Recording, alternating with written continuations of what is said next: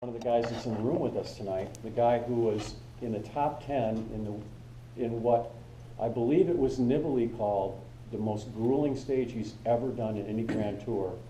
And it was at the Vuelta a España this year, and it was stage 16. And Larry was 16 or 8th overall in that stage. And he finished 38th overall out of everyone in that Grand Tour. And so that's the kind of odds that we're talking about, and the kind of accomplishment that Larry's been able to achieve in cycling.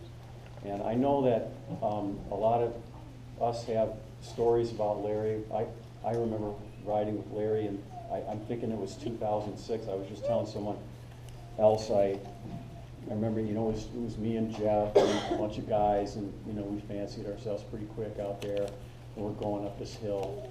And within a blink of an eye, I went from fancying myself as being a pretty quick guy when Larry passed me and went by me at about 3 or 4 miles an hour differential. And I realized, yeah, you're not so quick.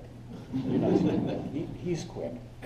And so anyway, we're honored to have Larry here with us tonight. And we have another local legend.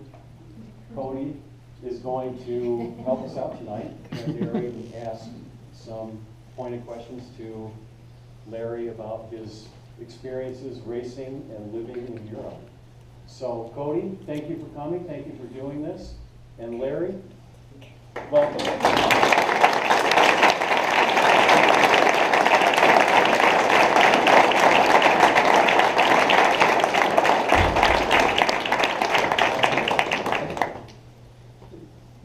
Who would have ever thought we've got this many people to come listen to us talk about high school? And who got Larry and I, and as Craig said, everybody's got a Larry story. And I want to share mine to start off with. And it's one I've probably told a lot of people that are in the room, and it's one I'm kind of proud of. So I was a couple years, I think a year older than you in high school. And I was kind of getting out of cycling as you were stepping up and stepping up and stepping up. And I remember somebody coming up to me, and it might have been Jeff Barnes, I'm pretty sure, who's now, second at the Detroit Marathon last weekend or something like that. And I'm pretty sure it was Jeff going, this Larry kid, I didn't really know him that well, this Larry kid is pretty good on a bike. Do you think you could take him? And yeah, no problem, right?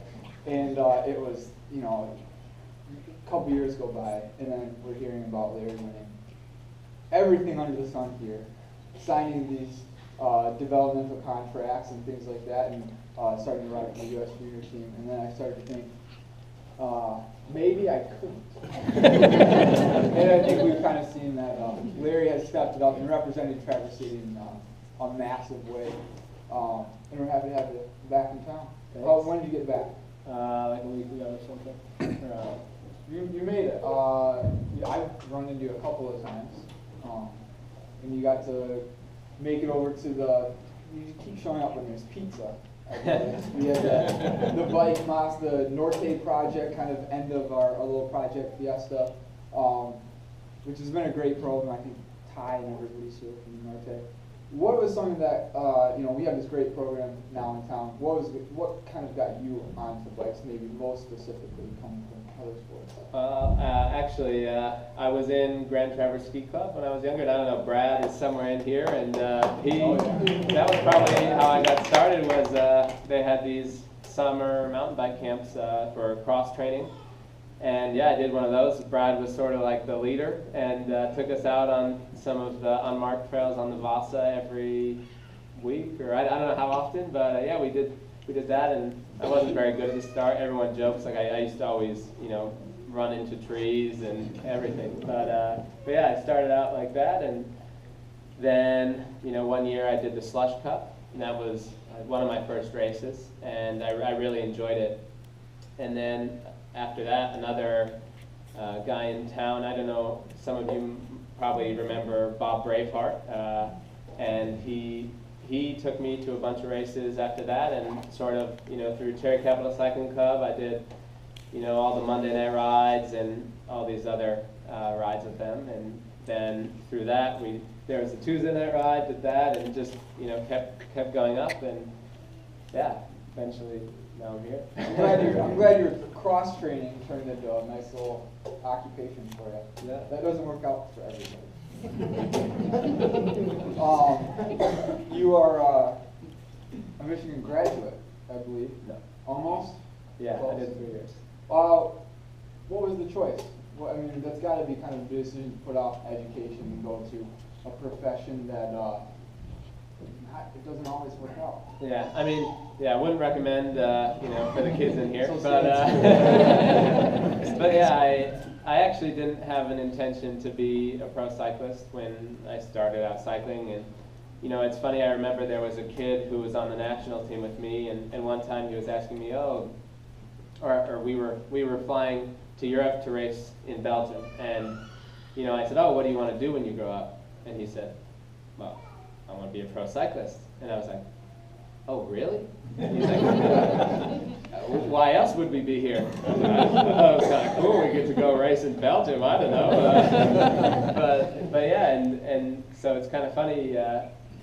You know, we still remember that day, and yeah, I guess I just didn't have any plan. I went to school. I wanted to go into business, and so yeah, I went to Michigan, and also my family education is important, and so yeah, I went to school, but I worked really, really hard, and my first year I was trying to balance cycling and school, and I was able to do it, and do it pretty well, but I realized at the end of the year, I was just kind of at my wit's end I wasn't sleeping much, I was training hard, I was, you know, just at the limit, and then after school got out, 3 days later, I went to Europe to race with the national team again. And I realized I just love what I was doing so much. And I said, okay, this is what I have to do. And if I get a chance, I need to try to do this as a career.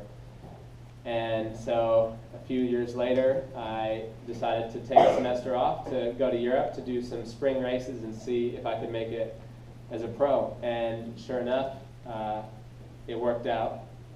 And yeah, so then I never looked back. I went to school for another semester, and then I decided to become a pro and leave school. But yeah, it's also, yeah. Stay in school. Yeah, stay in school, but you know, it was... Too late. Until they give you a contract, just stay. Exactly. Sure. And I think it was the BMC development team. Did that come from the national team, or was that sort of? Yeah, I guess I was still in school when I was racing for the BMC development team, and it was a guy who used to run the national team. He left the national team and went to work for BMC, and you know, I raced for a team called Waste Management my first year as an under 23, which is the 19 to 22-year-old age group, which is sort of the amateur pool that usually people leave to become a pro. And so my first year I raced for a team out of Arizona, sponsored by Waste Management, a garbage company. And then the next year, unfortunately, we lost funding, and so I was looking for a new team. And BMC had 3 development riders, and I knew some of them were going pro, and so I wrote the team, and the guy who was going there from the national team recommended me to the team, and so I went there. And I spent, I think, 3 years with them, and in my 3rd year I got enough results where they offered me a contract to go pro, and that was when I decided to stop school. And that perfect segue, kick bush is always fun to say. What was going from, development team and obviously racing on the, the U.S. national team and the junior national team is a big step, but what was your first world tour moment going into with BMC?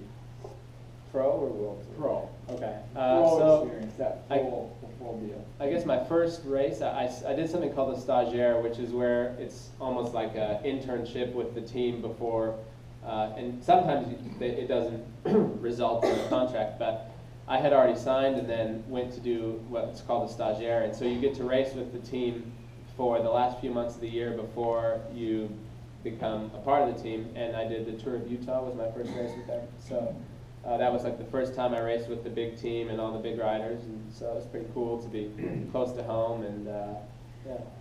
So it was hard, but not racing in the U.S. versus racing in Europe. Is there a little bit of a nice hometown feel, even if it's wherever in the county. So is the adjustment to Europe kind of a big step, a big difference, or? Yeah, I mean, I guess in two terms. I mean, yeah, it's cool to race in the U.S. because it's close. You feel like you're at home, and there are a bunch more American fans, and a lot of times, since there aren't that many races in the U.S., people will come out, and I think when I did Tour of California, my family came, and I saw Craig at Tour of Colorado, and it's cool to race there, but I guess the bigger difference is more just the styles of racing, and over there it's just totally different. You have small roads, maybe you have more people, and it's pretty crazy actually. Yeah. How's living over there? Big adjustment? Yeah, that's actually the hardest part about being a pro is transitioning to living in Europe. And everyone says, "Oh, sweet, you live in Europe." It is cool, but after a little bit, the fairy tale part wears off, and when you realize you can't communicate exactly what you want to get done. And my first year, I lived in Italy, and at first I didn't speak any Italian, and my landlord didn't speak any English, and so I'd go, and it was really crazy.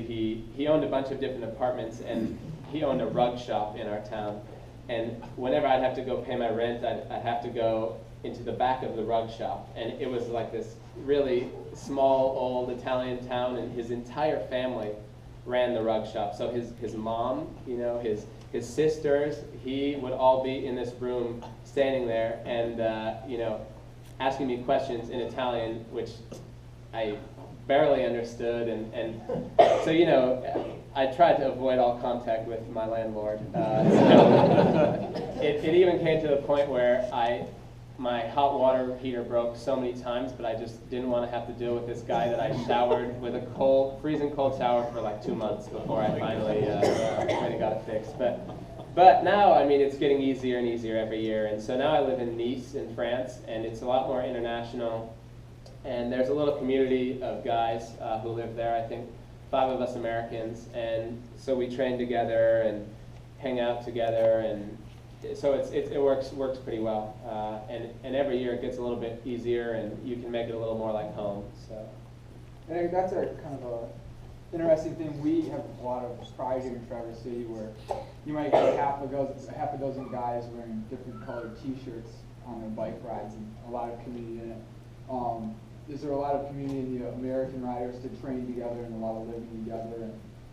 Yeah, definitely. I mean, I think we're all actually, even if we weren't on the bike, we'd all be pretty good friends. So there's TJ Van Garderen, Taylor Finney, myself, Ian Boswell, and Joe Dombrowski, and all of us are pretty similar sort of guys, and so we all get along well on the bike and off, and it's good because we have almost a support group, and so we all train together, and that's cool. But then off the bike, we can hang out, we can go to dinner, and it's not easy being however many thousands of miles from home and away from your family and everything, and so it's cool because if one person needs some help with something, everyone helps them out, and yeah, and it's cool. It's not just the Americans, there's some Australians, and all of us have formed sort of a tight-knit little group, and so it's pretty cool to have that support. Almost like expats. Yeah, a little exactly. bit, Yeah. that kind of experience over there. I do kind of want to talk about maybe the year to year at least, kind of what's it like to be going through this season with, like this year, going with a bulk of your racing, but in the back of your mind, you want to do that. How much is on your mind when you're doing races? How much is on your mind when the team is picking who's racing when you're going into something like the Grand Tour, or even some of the smaller, like the 8-day stage races? How much is that influencing what you're doing? Yeah, I was just explaining to someone actually that's one of the toughest parts about being a pro is in cycling. I don't really know how it works in other sports, but it's not like we just have an open-ended contract. So we sign a contract anywhere from 1 to 3 years, and maybe 1 or 2 guys have longer than that, but that's extremely unheard of. So usually it's 1 or 2 years. And my team, IAM Cycling, they have a policy that says they'll only sign 1-year contracts because a few guys a couple years ago messed it up for us, and